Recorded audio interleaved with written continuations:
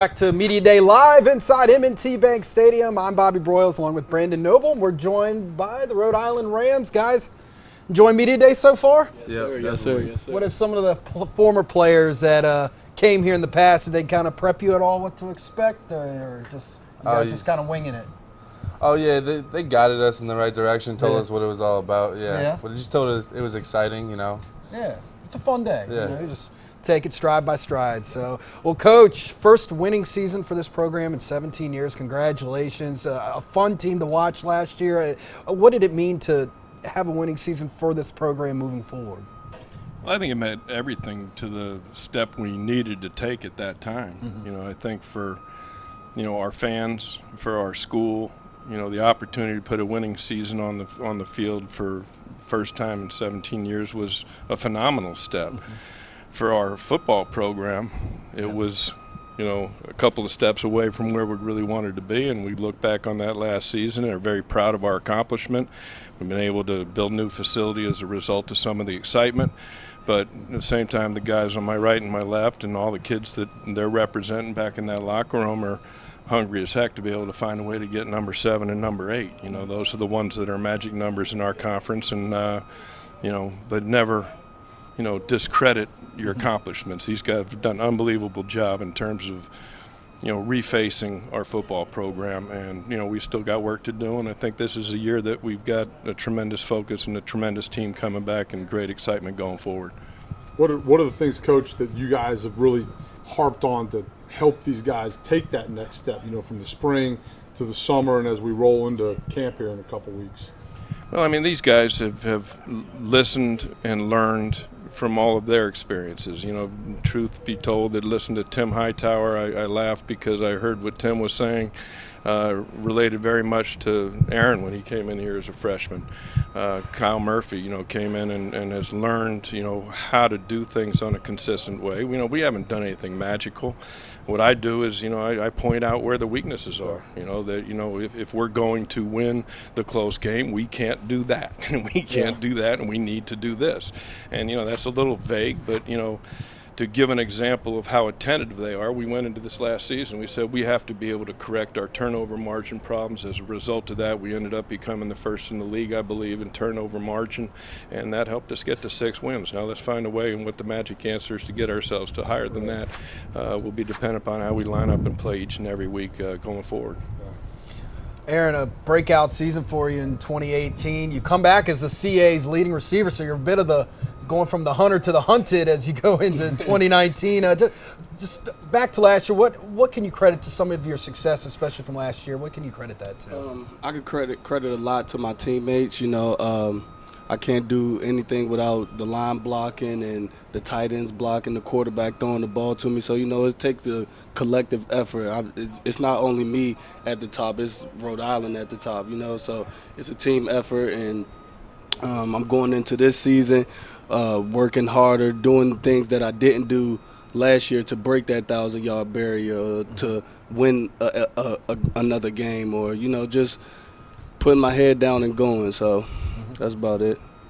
Kyle, talk a little bit about what you've been doing this summer. Everybody sees Saturday, right? Everybody gets to watch Friday nights or Saturdays or Sundays, whatever it is. But what have you guys been doing up there over the last couple months that's going to make the difference? We've just been really grinding. We had a lot of old linemen up this summer. We've been getting a lot stronger, just building the chemistry, going out in the field alone, just working on the little things. So the offensive line, for those of you who don't know, is usually an odd group. Right? I'm an XD lineman. Don't take this personal, right? And I mean that in nice. I was always jealous because of the camaraderie, right? That is a team within a team. So talk a little bit about how you five, and maybe the tight end gets included. I don't know if you guys do that or not. But how important is it? You guys have to understand everything that you're doing, and it becomes almost like a feel, right? Yeah. It feels like a family, too. It's like a family atmosphere. We do a lot of things together. we always go out to eat together, obviously. Well.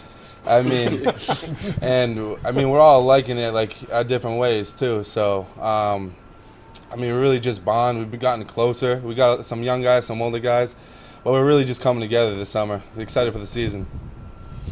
This offense, obviously, Juwan Lawson leaves. You had a lot of success with him last year. What has the offseason been like, kind of working with maybe not a new quarterback, but just all of the quarterbacks as you go into the season? It's been great. All the quarterbacks has been going out to get extra time, doing the extra things. Just trying to get on the right chemistry with the routes and things of that nature. But a receiving core, they push me to my limit, because if I was to fall off, it would be the next man up, and he'd be just as good as me. Or we all take different aspects from each other and put it together as one good receiver. So now on the defensive end, even though we have 2 offensive players here, Coach, you returned 7 starters, and like you said earlier, one of the top teams in the league in turnover margin. What will be some of the keys going into the season? Some of the key players you're looking to turn to for this defense? Well, the key's defensively, and I think that's the key to our success, this coming season. That we've got to be able to play championship-level defense. Everybody needs that at some point in time, and I think there have been points in time during the season last year where we showed the ability to do that. Now we need to find a way to do it on a consistent basis.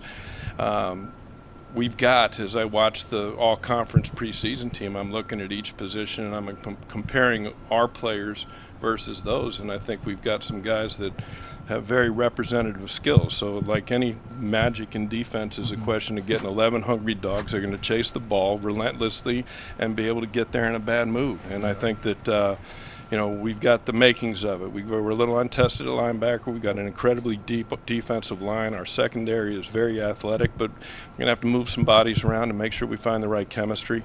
But I'm very excited. I think we've got plenty of talent to be able to do a number of different things to make it a tough out. Kyle, talk a little bit about what it's like to line up every week against some of the best talent on defense that there is in the country. I mean, look at every level, linebacker, secondary, but there are a lot of very, very good D linemen in this conference. I mean, it's exciting. Every game, going into every game, it's not easy. You're going to have to compete. You're going to have to grind. So, I mean, it pushes me harder. It pushes my teammates harder, the guys I'm playing next to.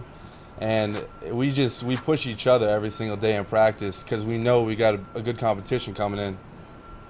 I think last year this team, it's weird to say, but in some ways Juwan Lawson and DJ Stewart came to Media Day, and it's almost like they set a tone for your season before at Media Day. Like they came in the flashiest dress, and they also had a swagger that was just like, me and Brandon just talked. I remember they got off set like, this team, they're ready to go. Right. Not that the other teams weren't, but now you guys come in, and now it's almost like a calm confidence, like you guys expect it this year. You guys, can you elaborate on that a little bit? I mean, we still got the same motto. We still got a chip on our shoulder, and we just focusing more on this year on finishing. Just finishing, staying healthy, getting more in the training room, and everything that we do, we focusing on finishing. Like, we lost a couple games on the back end in the fourth quarters and things of that nature. So, like I said, our motto is just finish strong on 3. That's what we break down to, and that's what it'll be. Kyle, talking about one of the things I like to finish is a good meal. All right. So one of the things, I was in a lot of training camps, man, a long time. What's your go-to meal? You come off the field, you just, man, this is going to make me happy right now. What is it? I mean, I know I got to eat healthy, but if I'm going unhealthy, give me both. Give me both. Absolutely. I love chicken parm. All right. Donna Hall has that. I'm loving that. Yeah. Definitely a nice cheeseburger. There we go. Yeah. I mean, chicken tenders. I like it's a lot of things. I knew an O-lineman. I've got all defensive guys up here. Salads and fruit and stuff like that. I like the honesty. What about you, Aaron? I'm a picky eater, so I'm going to go with chicken fingers and fries. Chicken fingers and fries. Nice meal. It's like my 13-year-old. That's awesome. Coach has got to eat too. Fried bird, man. Oh, Kentucky, there's one staple in my coaching career over 34 years, and it doesn't make any sense with the nutritional value involved with it. But after a game, you get your box of Kentucky Fried Chicken, and you get on the bus and you go home. Absolutely. Tastes better when you win. Comfort food. Absolutely. Absolutely. And Coach, I think we have, wrap up with, like you said at the beginning, some of the upgrades, artificial turf, the lights at Meade Stadium. The first 2 conference games are going to be at night. How excited is this for you and for your players? I think it ties in tremendously to the legacy mention that Tim had, to all the kids today. I mean, these guys came in with a vision in mind, and, they sat up cocky freshmen talking about 2020. Our older kids were looking like, who are these punks? But, here they are. They put a winning season on the field last year. They've been able to generate the interest that has come through and financial support to be able to put ourselves competitive. We're not done yet. We got turf and lights. It's a tremendous accomplishment. It's going to be a great experience for our fans. It'll be a great experience for our students to come down at 7 o'clock at night and watch us play Delaware. I mean, all of that stuff's on fire. But we still, we got a long way to go, and very, important to us is the step we take this year. We've got the ball rolling. We've got some excitement. We've got some great things that we're very proud of. And these guys are going to leave regardless, this program better than when they found it. But we got a lot of work to do, and if we're able to go ahead and put a championship on the field, that's the focus we're really going to. And when you coach guys that have eyes like these guys, it's right on. I guess someone got mad. Yeah, somebody's got the eyes. So, God saying, all right. So, well, gentlemen, on that note, thank you so much for joining us today. Good luck this season. Stay healthy. Appreciate it. Enjoy the rest of the day here at Media Day. Yes, sir. Thank you. All right, we'll step aside.